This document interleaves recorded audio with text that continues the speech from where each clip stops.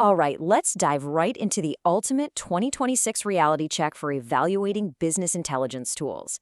If you're comparing Power BI and Tableau today, honestly, just throw out your old feature checklists. We're moving far, far beyond the surface level debates of the past to give you the exact practitioner-led insights you really need to make the right choice for your data infrastructure. For years, this whole rivalry was basically framed as a design contest, right? Power BI was the practical, everyday workhorse, and Tableau was this beautiful, artistic canvas. But let me ask you, is the modern BI debate still just about pretty charts? Absolutely not. In 2026, the visualization quality at the enterprise tier is roughly a tie. Both of these tools are fantastic at making your data look good. Today, the real battlefield, it's about AI arms races, ecosystem lock-ins, and the hidden costs at scale. And that's exactly what we're going to unpack in this explainer. So here's our roadmap for this explainer. We'll start with the 2026 BI landscape, move into shattering the total cost illusion, check out the AI arms race, explore the ecosystem lock-in trap, and wrap up with your ultimate decision framework. Okay, Section 1, the 2026 BI landscape, moving beyond the basics. When you look at the core identity of each platform, they really cater to different crowds. Power BI is incredibly Excel-friendly. Seriously, if your team bleeds spreadsheet green, it feels like a totally natural upgrade. It's designed for practical daily reporting with a massive focus on the business user. Tableau, on the other hand, well, that's the gold standard for deep, exploratory data art. It's built from the ground up with the dedicated data analyst in mind. So beginners tend to flock to Power BI for fast, practical results, while the data purists favor Tableau for its limitless flexibility. Now, what's really fascinating under the hood is how these identities are actually built right into the architecture. Tableau uses the Hyper in-memory data engine. It excels at fast querying, live connections to massive external databases, and it handles cross-database joins flawlessly. It's like a sports car for exploring varied data. Power BI relies on the Vertio Pack engine, which uses columnar in-memory storage. It compresses data incredibly well, but it really thrives when you pull data into its own native semantic model. So Hyper is built for agile exploration of totally diverse sources, while Vertio Pack is built for highly optimized, centralized models. Moving right along to Section 2, the total cost illusion, sticker price versus scale. $9.99. I mean, that is an incredibly appealing entry point for a Power BI Pro license per user per month. And hey, if your company uses Microsoft 365 E5, it's already included. At first glance, this is an absolute steal for enterprise-grade analytics, right? But then contrast that sharply with $75 a month for a Tableau Creator license.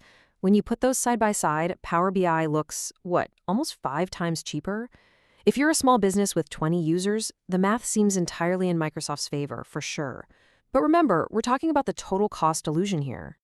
Here is the reality check when you actually start to scale. To properly run Power BI in a governed enterprise environment, you quickly outgrow those individual pro licenses. You're going to need Power BI premium capacity, and that starts at over $5,000 a month.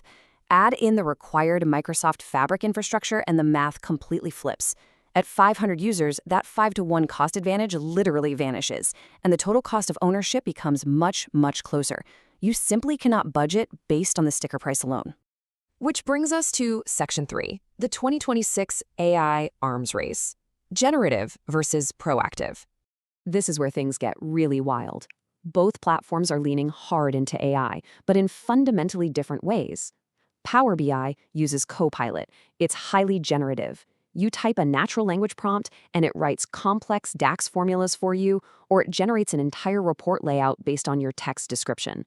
It's basically a massive productivity accelerator for the builder. Tableau uses Tableau Agent and Tableau Pulse. Their approach is proactive.